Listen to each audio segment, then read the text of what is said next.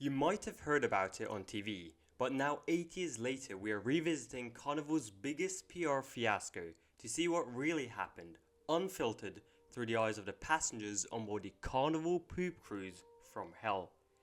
Using solely passenger memoirs, incident reports and real onboard footage, we reconstruct exactly what occurred during those eventful few days.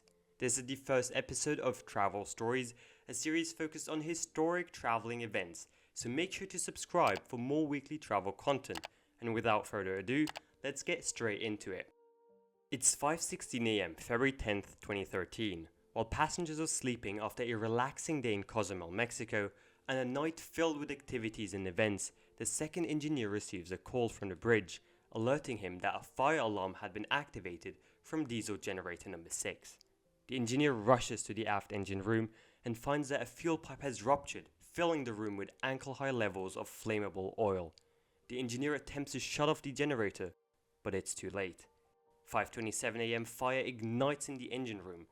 5:28 AM, the captain, who was off shift at this time, and passengers are all woken up together by the first officer announcing, "Attention, air fatigue, air fatigue, air fatigue." Code for fire. 5:30 AM, the captain takes over control in the bridge and crew members on deck A are evacuated from their rooms as smoke starts filling lower decks. 5:39 AM, cruise director Jen announces to the whole ship that there's a smoke situation in the engine room, but everything is under control and there's no need to worry. Chatter erupts in the hallways amongst passengers. Some decide to put on the life vests and rush to the muster stations. Many, panicked by these scenes, decide to follow, and crowds start building up at the lifeboats, where crew members try and reassure everyone that everything is under control and that they should return to their cabins. Sound familiar? The exact same thing happened on the Costa Concordia barely 12 months earlier, and we all know how that ended. 5:47 AM. Folks, there's no need to be at the muster stations. We do ask at this time that you do proceed back to your staterooms, back to your cabins. As I say, there is a situation in the engine control room, in the engine room, but it is under control. So we do ask that you please make your way back to your cabins at this time. There's no need to be waiting in the muster stations. Thank you. 6:08 AM. Jen further states that the fire had been extinguished and crew are working on restoring power, but they'd have to wait for the engine room to cool down. Most passengers seem relieved and decide to remove the life vests and head to the upper Lido deck. 9 AM, with most power still down, passengers start realizing the reality of their situation. 1. The ship isn't moving. They're effectively stuck at sea. 2. ACs are not functioning, and with temperatures of up to 82 degrees, it will get uncomfortably hot during the day. And 3. The toilets are not flushing, and there aren't many alternatives to do your business at sea. Jen soon makes an announcement regarding the toilet situation that would make headlines across the globe. We're going to deliver some red bags to your cabins, to the bathrooms if you can. If you need to do a number 2, you need a poop, please do it in the red bag and drop it off in the bins, in the corridors. And if you need to do a number 1, that's a wee, please do it in the shower. Thank you, folks, and I'll be back with any more updated info. The decision to encourage peeing in the showers on a ship with a broken drainage system stuck at sea, rocking from side to side, will soon turn out horrid and quite smell-inducing. Further, passengers in indoor and ocean view cabins which are not able to air their rooms by opening their balcony doors start taking their mattresses to outdoor locations, with many settling for either the promenade by the lifeboats or the Lido deck area, soon to be elegantly renamed Tent City. Afraid of running out of supplies, some passengers also start hoarding food and piling up plates of hamburgers and cereal for future consumption, leading to wait times of up to 2.5 hours, as crew were unprepared to handle the huge influx in demand. As the evening dawns and passengers go to rest after a chaotic first day, the US Coast Guard is the first to join the Carnival Triumph for support. Unbeknownst to most passengers that expect to return to land tomorrow, this will be their first of a total of 5 nights on board. February 11th, 2013. Jen comes on the speaker for the morning announcement. Today both the Carnival Legend and the Carnival Conquest will pass by to share supplies, and 2 tugboats should arrive by 3 p.m. to start pulling the ship back to land. When the Carnival legend arrives, everyone moves to the open decks to get a glimpse of the fully functioning cruise ship.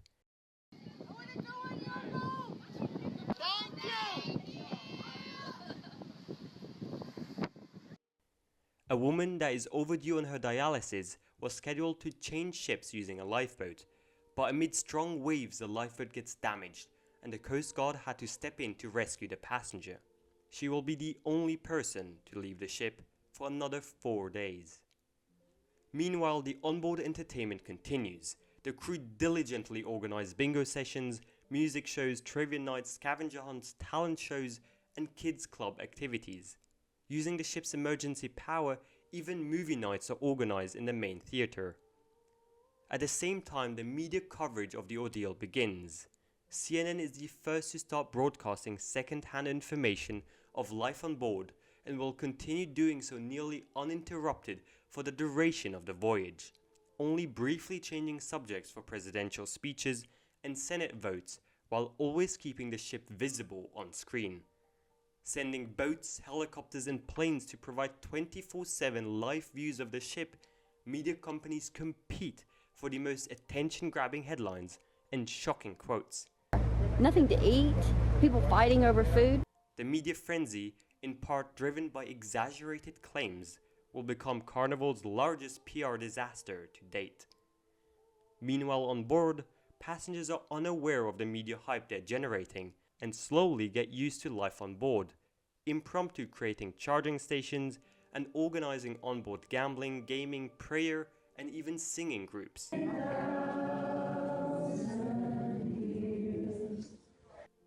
At 3 p.m., tugboats arrive and start moving the ship towards Mobile, Alabama, the destination port determined by the US Coast Guard.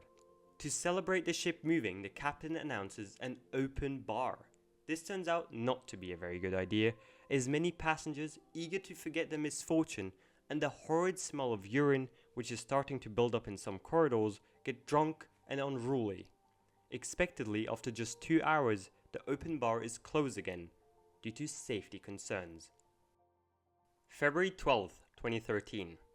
By the morning, the ship has traveled 75 nautical miles and has 210 miles left to Mobile, Alabama. The Triumph is traveling at 6 knots an hour, or about a quarter of its usual cruising speed. The captain predicts an estimated time of arrival of 8 p.m., which ultimately turns out to be very, very wrong, as the ship would spend 3 additional days at sea due to worsening currents. The food situation on board, however, has improved drastically. Lines of food are down to just 10 minutes, and the menu has increased in variety, offering shrimp cocktail, smoked salmon, beef wraps, and salad for dinner. The hygienic situation on board, however, is indeed getting worse. Remember the peeing in the shower suggested 2 days ago? Well, without its stabilizers, the ship rocks from side to side, pushing waste out of the non-functioning showers and onto the carpet, leading to intense smells on some decks. Additionally, in the main dining room, up to 3-inch deep grease is building up from kitchen residue, and the crew had to put up cardboard for passengers to safely walk on. February 13th, 2013. By now the ship has traveled 175 nautical miles and has just 110 miles left to mainland US. Jen announces that 2 helicopters will be landing on the ship and states that all sheets need to be removed from the Lido deck in Tent City, angering its inhabitants. As the helicopter approaches, a US Coast Guard plane is circling the ship to oversee the landing, and the whole ship comes together to witness the arrival firsthand. The helicopters provide additional power generators, allowing the ship to get several elevators and many toilets working. Jen then reads a letter from head office, announcing that in addition to a full refund, the company will provide everyone future credit for a free cruise and giving each person $500. The ambience on board changes to one of celebration, chattering, and laughter. It is interesting, one passenger recounts, how much money can change people. February 14th, 2013. Due to changing currents, the ship has slowed down considerably, sailing at speeds of 1 to 2 knots an hour. The ship is now scheduled to arrive in the US tomorrow evening, and passengers are informed of the debarkation process, which flights they'll be on, and how they'll get home. Not much else happens today as passengers start packing up, eagerly anticipating tomorrow's arrival. February 15th, 2013. Passengers awake to news helicopters and smaller boats swarming the ship as it approaches mainland US. For many, this is the first time they realize the magnitude of the news coverage they've been receiving over the last week. As immigration officials come on board to process everyone, celebratory meals are served. For lunch, passengers were given steak, shrimp, salads, and a variety of desserts. And for dinner, even lobster tails are on the menu. The ship enters port at around 9 p.m. and passengers start lining up for debarkation, as the Carnival CEO is one of the first to board the ship and apologize for what has happened. When walking off the ship, passengers are bombarded by media members, and while some stop to share their accounts, many rush to the buses where they're given lunchboxes, pillows and blankets, as everyone finally and surely make their way back home. Well, not quite everyone. Funnily enough, one of the rescue buses transporting passengers to New Orleans broke down, leading to some actually missing their flights back home and having to extend the vacation by a couple more hours. What a great way to end a cruise of a lifetime. In the aftermath of the cruise, some passengers unsuccessfully tried suing the company for additional damages, while many others announced they'd already forgiven Carnival and rebooked on future cruises. The Carnival Triumph itself got sent to dry dock, where it underwent a $15 million repair. At the shipyard, it got involved in a bit of an incident where strong winds caused the ship to break free and crash into a US Army vessel, although thankfully only minor damages were caused by that. Several years later, the ship was renamed the Carnival Sunrise, and it still sails under that name today. And despite probably its greatest PR nightmare to date, Carnival still managed to achieve its strongest year of sales ever in the 2013-2014 season. There you have it, one of the most intriguing cruising stories I've ever heard. Let us know what topic we should do for our next Travel Stories episode in the comments below. And if you haven't yet, please consider subscribing for more travel content. It really helps us out and brings us closer to a 10k subscriber goal for this year.